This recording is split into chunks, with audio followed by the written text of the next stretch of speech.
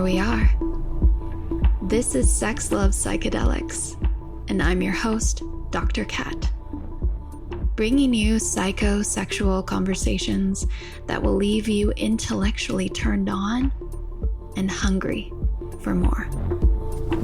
So the way that PTSD and CPTSD were basically described to me was like, and I'm an academic doctor. I'm not a I'm not a psych, but I still have plenty of therapy under my belt, and all that lived experience. But I was working actually with a clinician when I was starting ketamine treatments, and she explained to me, she's like, the quickest way to think about CPTSD and PTSD is like, PTSD is like maybe there's one or two index events that occurred, right? Where these traumas occurred, and you can see like before the person had the trauma and after the person had the trauma. You can see a shift in, say, their behavior, their coping mechanisms, their relationship patterns, etc. Right?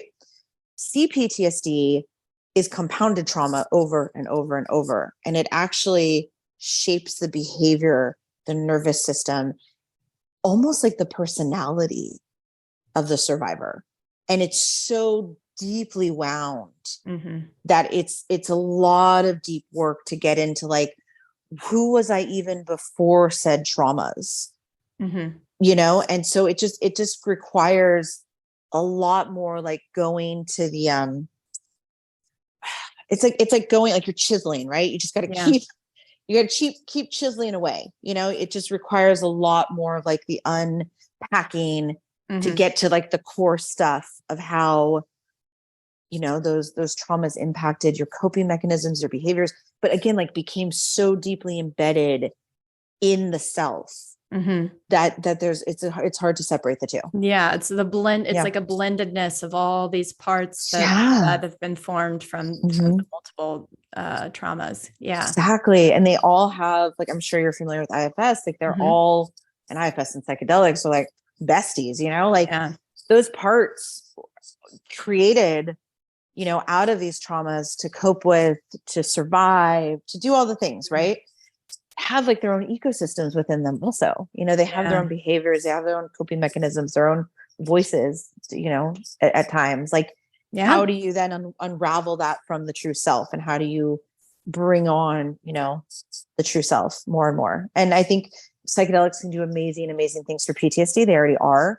Yeah. I think that they can do incredible things for CPTSD, but it's a different protocol. It's a longer game, Well, that was fun. Thanks for tuning in, lovers. And if you want to experience more ecstasy and sexual liberation, head over to sexlovepsychedelics.com and learn about how you can join me for any one of my online or live events. And while you're there, grab my free guide on sex and psychedelics. Remember, this podcast is for entertainment and educational purposes only.